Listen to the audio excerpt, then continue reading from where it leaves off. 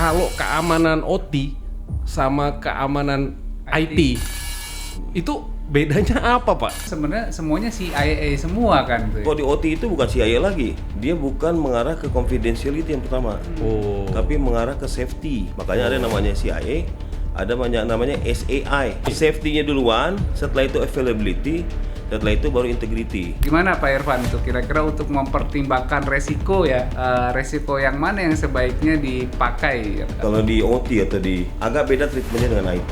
Paling-paling juga cuma emailnya kena, datanya hilang lah. Tapi duitnya juga hilang, Pak. Iya, tapi Nggak maksudnya- hilang duitnya.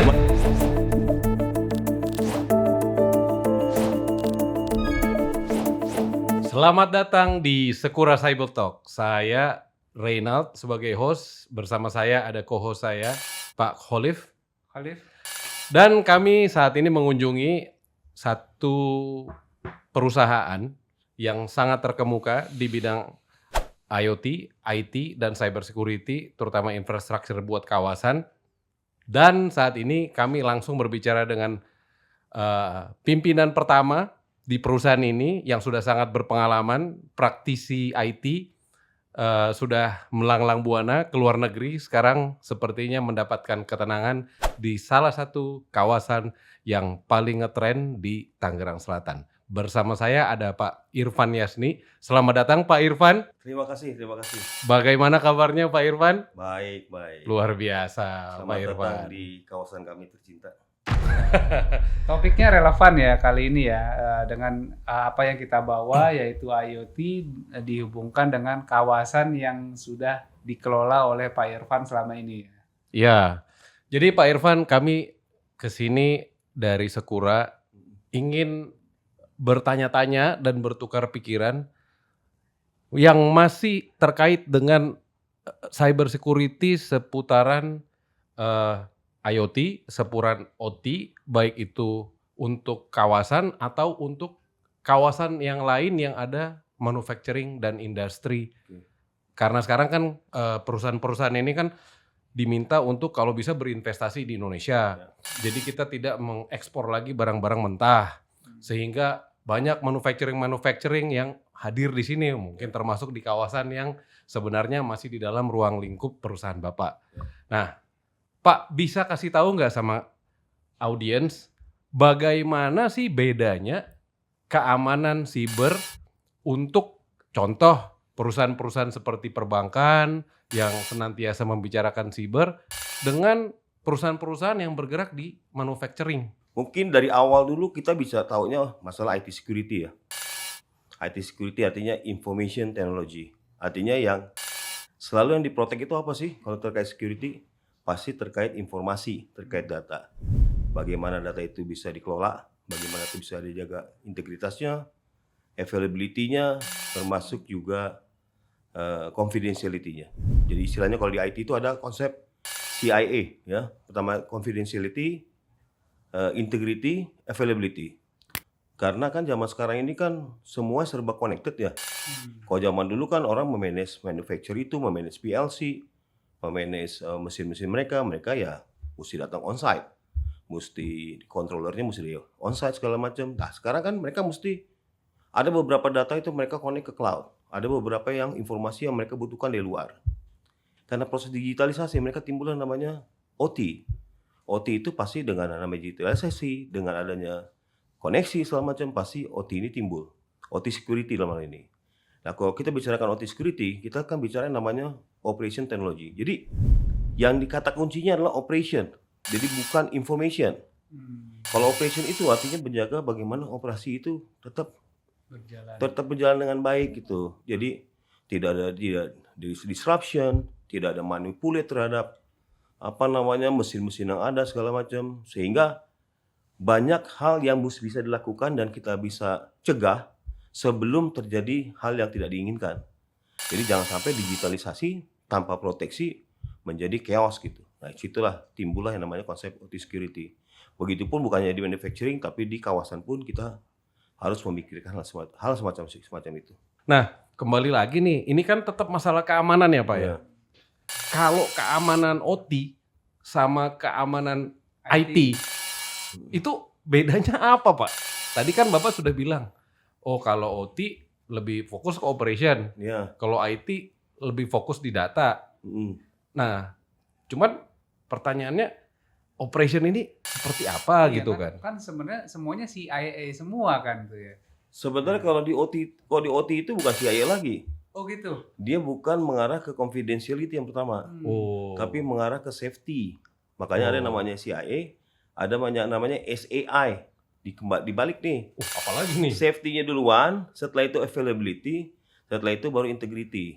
Ah. Oh. Jadi yang paling penting itu adalah safety sendiri. availability-nya Karena di depan ya. karena bagaimana, bayangkan coba misalkan suatu mesin apa namanya yang sangat mission critical, tiba-tiba monitoringnya mengatakan sesuatu yang salah karena dihack sama orang. Yang dibilang ternyata dia suhunya misalkan sudah suhu tinggi, tiba-tiba suhunya padahal aslinya rendah. Aslinya udah sangat tinggi gitu kan. Tapi di pembacaannya masih rendah. Apa yang bisa dilakukan? Kan kayak di film-film. Bisa meledak segala macam. Bahkan ada satu kasus kan pernah di US tuh tahun berapa, di mana OT itu dipakai untuk yang buat data center, salah satu data center besar mereka. Itu sama hacker itu dibohongin itu. Dibohongin bahwa kesannya suhunya itu bagus. Padahal data center itu aslinya udah mati. Aslinya udah mati, dibilang masih bagus, ya jebol itu mesinnya semua gitu kan. Nah, Iya. Pak Holif, Hmm. ini kan udah berbicara OT ini udah tidak sesuatu yang software base aja kan? Berarti ada mechanical robot dan otomasi di alat mekanikal ya ini. Nah ini bagaimana Pak kalau Bapak melihat apakah kita ini saat ini industri cyber security kita ini udah siap atau belum nih? Karena kan kalau kita ada di Jepang ini kan sesuatu yang sudah lumrah. Ya. Iya. Nah, sekarang kan sudah banyak nih manufacturer dari Jepang sudah lama berlokasi di Indonesia gitu. Tapi dari sisi cyber security-nya gimana Pak? Apa kita sudah sama levelnya dengan mereka gitu, maturity levelnya? Iya, ini menarik sekali ya. Sebenarnya meneruskan dari apa yang Pak Irfan sampaikan tadi ya, bahwa kadangkala mungkin di beberapa perusahaan atau di beberapa pemahaman itu menilai bahwa OT itu kan sama aja kayak IT yang dikasih seragam pabrik gitu. Kan ini jadi seru ya. Mana bisa di pabrik. IT itu kan kalau kita perhatikan ya rata-rata itu penggantian perangkatnya paling lama maksimal berapa sih kalau server 5 tahun, 3 tahun ya bahkan. Jadi cepat berganti. Ya. Tapi kalau OT itu mungkin Pak Irwan juga sering dengar bahwa sampai 10 tahun, 20 tahun diganti-ganti. Nah, jadi inilah yang perlu diperhatikan ya di pabrik-pabrik terutama di kawasan-kawasan ya, bahwasanya penggunaan OT itu harus sejalan tetap dengan cyber security-nya. Walaupun misalnya patching terhadap perangkat yang usianya puluhan tahun itu bukan berarti wah jangan saya patching gitu ya. Tapi kita tetap harus seimbangkan yang kita sebut namanya itu resiko ya Pak Irfan ya. Resiko ada banyak pilihannya tuh begitu ya. Nah, gimana Pak Irfan tuh kira-kira untuk mempertimbangkan resiko ya? Resiko yang mana yang sebaiknya dipakai biasanya Pak? Jadi gini nih, kalau di OT atau di OT agak beda treatmentnya dengan IT. Kalau di IT itu kan kalau misalkan taruhlah kena attack segala macam ya. Iya. Paling-paling yang kena itu tidak akan stop operational kan. Ya. Paling-paling juga cuman emailnya kena, datanya hilang lah, apalah segala macam. Tapi duitnya juga hilang Pak. Iya, tapi Bisa masih hilang duitnya. masih beroperasi. Tapi kalau OT bayangkan, dihack aja lah, soft floor dihack, conveyor dihack segala macam, itu nggak jalan produksinya. Iya. Nggak. Kalau udah nggak jalan produksinya, apa yang mereka mesti lakukan? Ya mereka tuh mesti tidak, makanya mereka kadang-kadang, kenapa yang namanya di OT itu apalagi kasus manufacturing tadi, memang barang-barang mereka tuh legacy, barang mereka tuh udah obsolete. Kalau mereka tuh tidak berani nge-patch, tidak seperti IT. Yes. Kalau IT nge-patch ya, tambahin green zone lah gitu, ajar aja green zone gitu kan nge-patch. Yeah. Sial-sialnya abis di-patch salah, rollback ada istilahnya kan. Yes. Kan kalau patch di IT kan ada rollbacknya tuh. Kalau di OT itu jarang yang namanya, contohnya PLC lah, contohnya SCADA gitu. Sistemnya misalkan ada harus sama mereka di patch segala macam. Itu mereka tidak bisa sembarangan rinzone. Mereka biasanya, karena bagi mereka kalau salah, produksi stop. Makanya yang mereka lakukan itu adalah selalu mereka menyesuaikan dengan namanya downtime-nya mereka kapan. Karena ingat, mesin itu, the moment dia downtime, ada beberapa mesin yang untuk startingnya aja, mereka tuh akan banyak makan biaya. Nah, hal-hal semacam inilah yang mesti diperhatikan. Nah, saya punya pertanyaan nih, Bapak-bapak. Jadi, kalau manufacturing itu, saya melihatnya sering memperhitungkan sekali investasinya mereka, ya. Mereka cenderung lebih konservatif nih, ya. Sehingga banyak ya peralatan-peralatan pabrik itu yang sudah digunakan bertahun-tahun nih. Ya. Nah, padahal mungkin pada saat peralatan pabrik itu ada, mereka beli, mungkin teknologinya belum seperti sekarang nih. Nah, itu bagaimana ya Pak ya? Dengan tipe-tipe pabrik yang seperti itu. Mereka mau tetap up to date, mau tetap menggunakan mungkin IoT atau OT, tapi masih menggunakan perangkat lama gitu Pak. Gini, teknologi zaman sekarang itu memungkinkan hal semacam itu bisa dilakukan. Jadi istilahnya kan kalau teknologi itu kan ujung-ujungnya protokol ya. Mereka masih pakai apa tuh? Masih pakai bagnet kalau di ini ya, di gedung segala macam.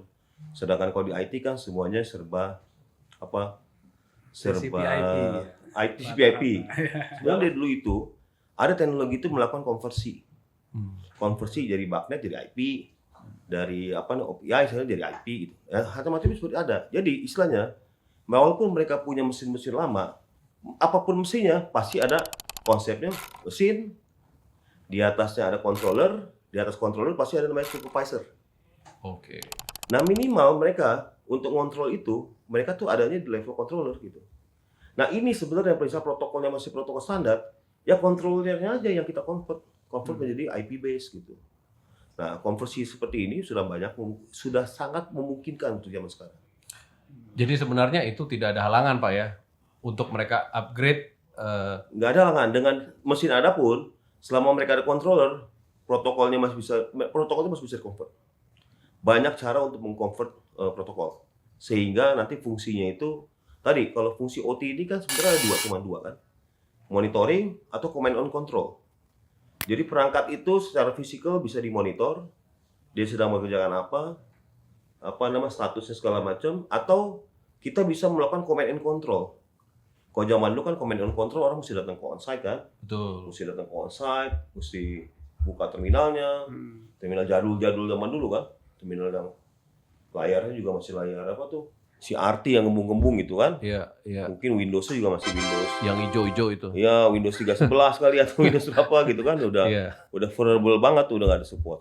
Zaman sekarang itu kan orang bikin namanya digital twin. Wah, kesannya mesin itu direpresentasikan dengan sesuatu yang udah di dashboard, udah keren segala macam. Nah, itu hal macam itu memungkinkan sekarang. Tapi memang tambahan ya Pak Irfan, Pak Renat ya. Kalau dibilang patching itu betul yang disampaikan Pak Irfan, ya harus di patching ya. Cuma memang kita harus tetap memperhatikan tadi risk based controlnya itu. Misalnya dilihat dulu inventarisasi asetnya itu, di list, kemudian ditanya rekomendasi vendornya apa gitu biasanya Pak Irfan ya. Kemudian habis datanya rekomendasi vendor, ya prioritas lah. Kerentanan kalau conveyor ternyata harus terekspos di production, kemudian harus benar-benar diamankan, ya diprioritaskan sebelum diimplementasi, diuji dulu gitu ya, kemudian pakai change control dan lain-lain. Nah, paling tidak compensating controlnya harus dijalankan gitu ya Pak Irfan. Karena tidak semua bisa dijawab dengan tadi yang namanya patches segala macam. Baik, tapi kan kalau melihat pernyataan dari Pak Irfan dan Pak Khalif, sepertinya banyak sekali nih yang harus diinvestasikan ya kan. Umpamanya dari tradisional banget, berarti waduh PLC-nya harus disambungkan ke controller, terus kemudian fungsi supervisor platform ini harus diupdate, terus kemudian dia pengennya bisa dikontrol dari jauh atau aplikasinya ini lebih intuitif, kemudian naik lagi harus menggunakan cloud teknologi. Kan jadi puyeng ya Pak kepala kan. Padahal kan kebutuhan kan sama-sama aja biasanya manufacturing ya dia landai tapi investasinya balik. Nah pertanyaannya begini, kalau umpamanya saya pemilik pabrik nih, saya mau invest di cyber security, saya lebih bagus startnya dari mana Pak? Jadi gini nih, yang namanya OT and IT security sebenarnya at a certain point itu dia akan ketemu, ya. Nah, yang problemnya itu adalah ada sifatnya adalah do's and don'ts.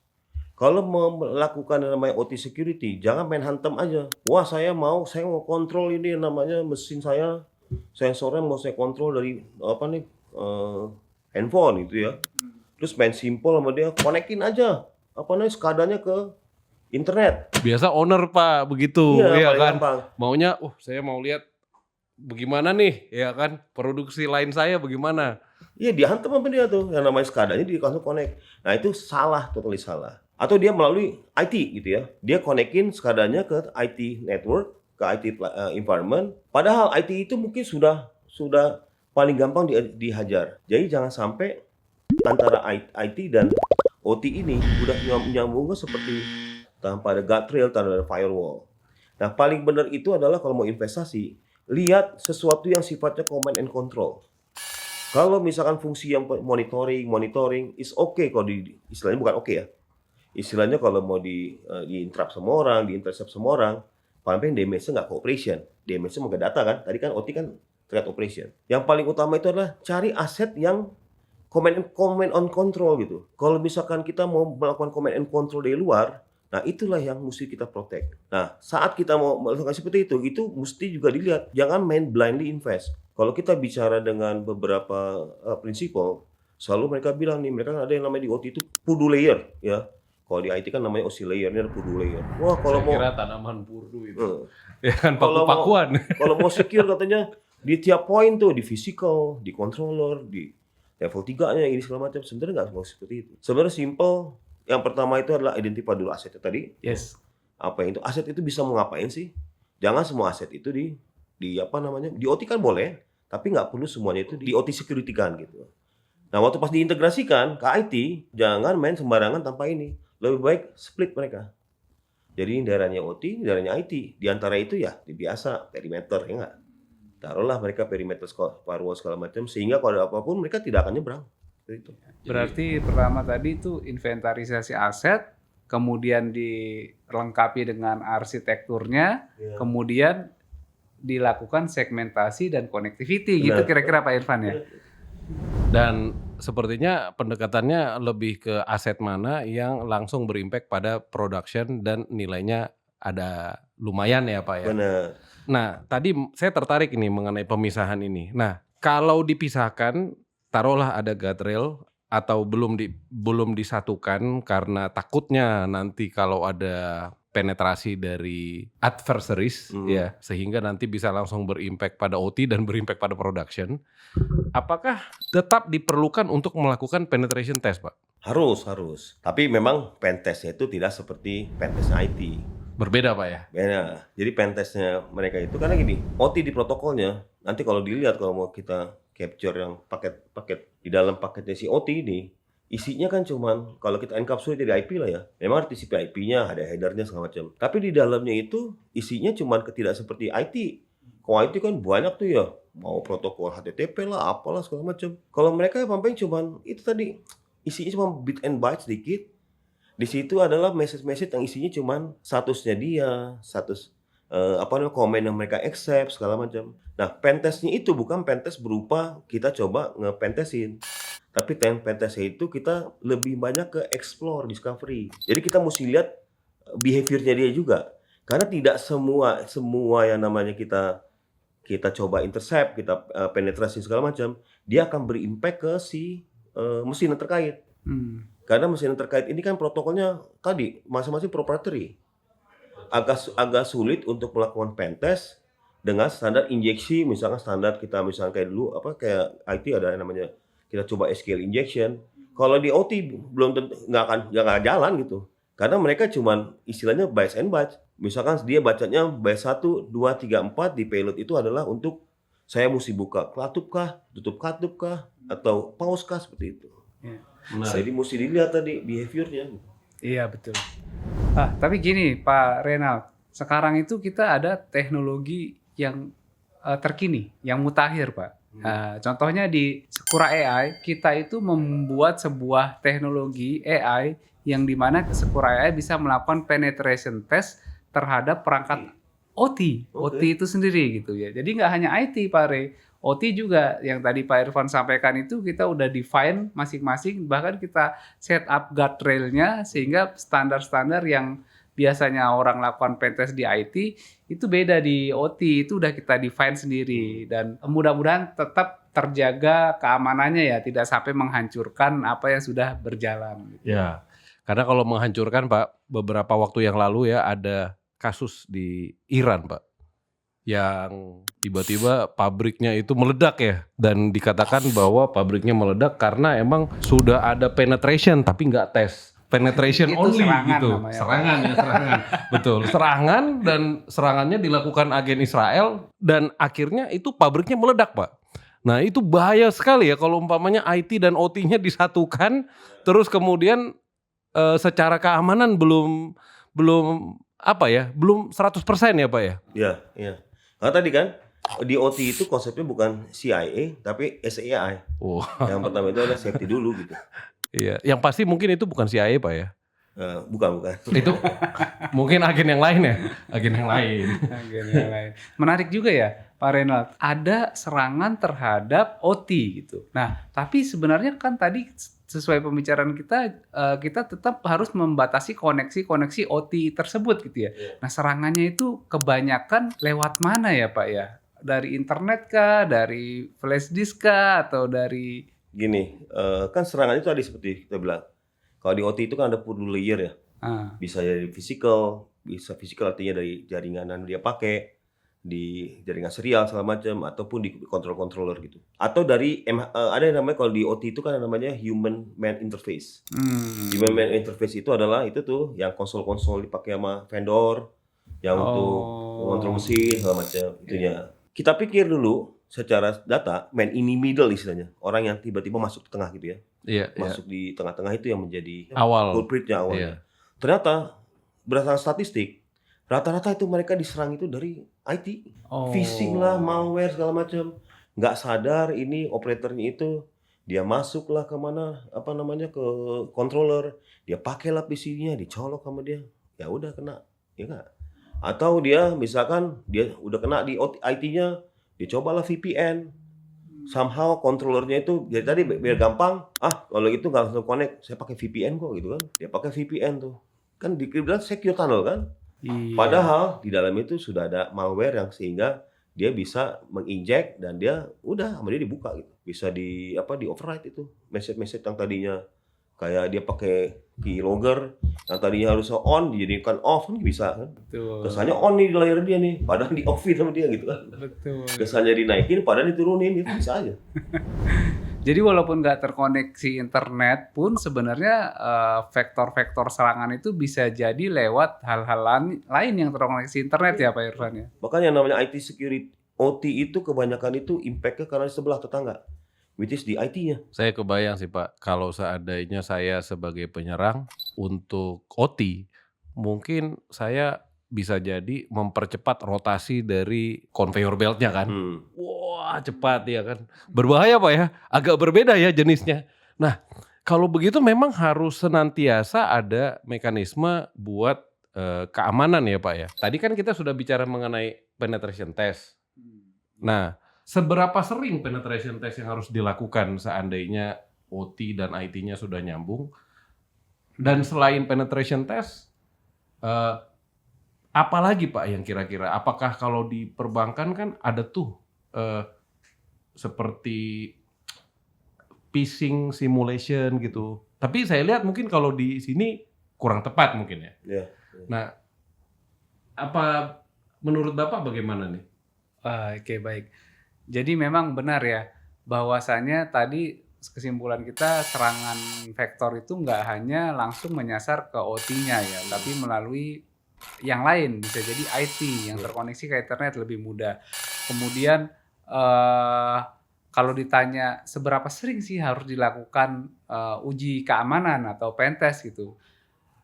Kalau sebagai orang cyber security ditanya seberapa sering, kalau bisa setiap saat. Setiap saat aja lakukan pentest itu. Nah, itu memang harus diperhatikan juga gitu. Kenapa saya bilang setiap saat harus dilakukan?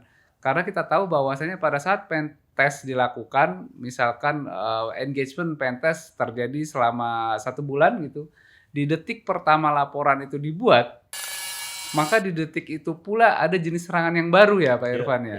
Bisa jadi ada vektor serangan yang baru, ada malware jenis baru gitu. Jadi kalau ditanya seberapa sering, disesuaikan dengan kebutuhan dari perusahaannya. Sebisa sesering mungkin lebih baik. Cuma kan kalau mau pentest menggunakan engagement terhadap perusahaan kan lama ya, belum procurement-nya gitu dan lain-lainnya gitu ya.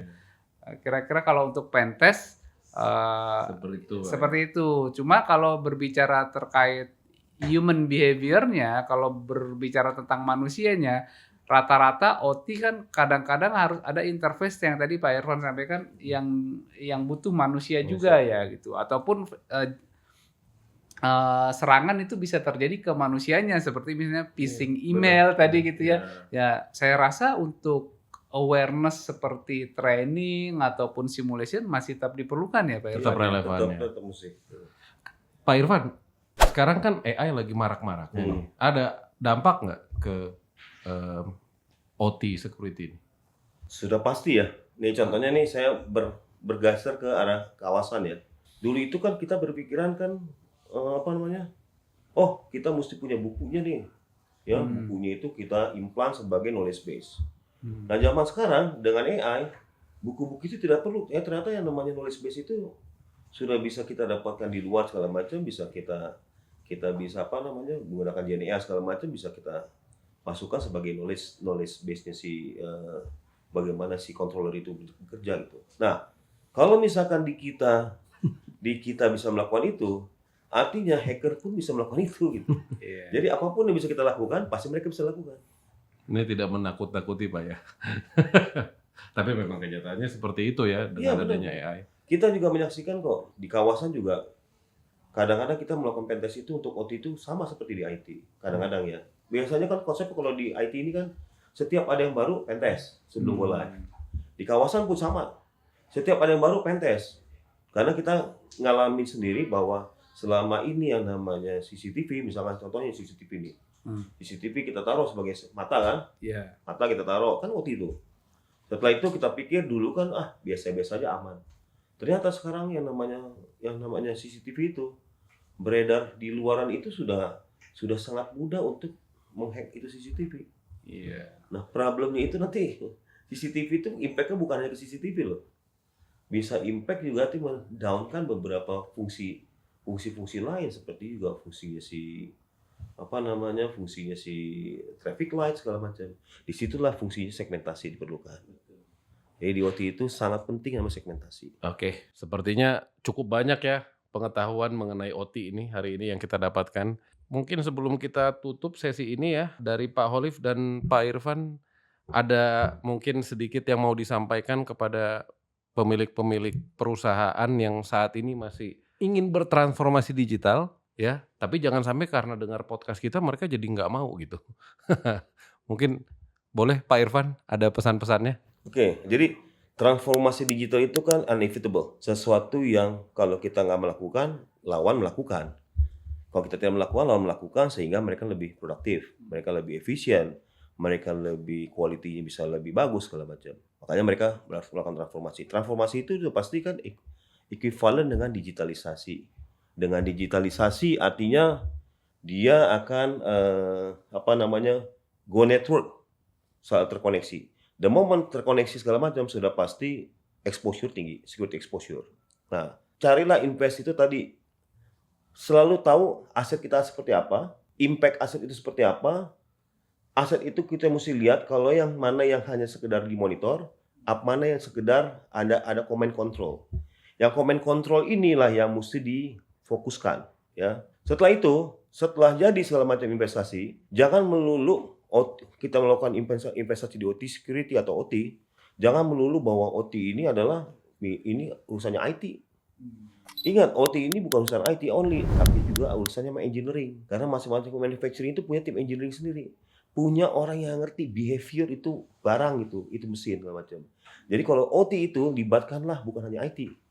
Begitupun OT security, libatkanlah IT, libatkanlah engineering, libatkanlah kalau ada bagian yang terkait OT, ada mesin, ada OT security, ada OT sendiri.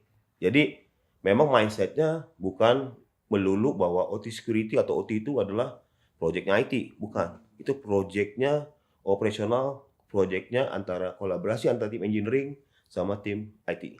Baik, terima kasih Pak. Dari Bapak? Saya juga nih. Kayaknya udah semua dari Pak Irfan. Tapi saya mau nambahin satu hal lagi. Jadi tetap aja ya kita dari semua hal tersebut kita tetap harus mulai dari visibility. Jadi apa yang akan kita amankan di OT tersebut, kemudian kita lanjutkan dengan pembatasannya di jalur akses ya. Jadi kita tetap harus tahu tuh asetnya, aset apa aja yang mau kita amankan, kemudian siapa aja orang yang harus bisa akses terhadap aset tersebut gitu. Aksesnya dari mana gitu ya. Kemudian kapan dia boleh masuk, kemudian yang paling penting sebenarnya tujuannya apa diberikan akses tersebut. Nah, sehingga banyak resiko yang berasal dari koneksi tersebut bisa kita minimalisir dan kredensialnya juga bisa terjaga tidak tersebar baik itu di dunia maya, di internet maupun di dark web. Kira-kira gitu. Oke, terima kasih Pak Holif, terima kasih Pak Irfan. Insights-nya pasti sangat berguna ya untuk rekan-rekan pengusaha-pengusaha atau mungkin pimpinan-pimpinan pabrik yang saat ini sedang memperhatikan. Saya rasa mungkin kita bisa buka sesi berikutnya. Lain kali kita akan bicara lebih detail lagi Pak ya. Boleh Pak ya kita kesini lagi? Boleh. Tempatnya enak Pak. Segar, memang kita perlu berada di lingkungan yang seperti ini Pak. Biar kita bisa berpikir lebih baik. Oke, baik. Terima kasih Pak Irfan, terima kasih Pak Holif. Kita akan bertemu di Sekura Talk selanjutnya.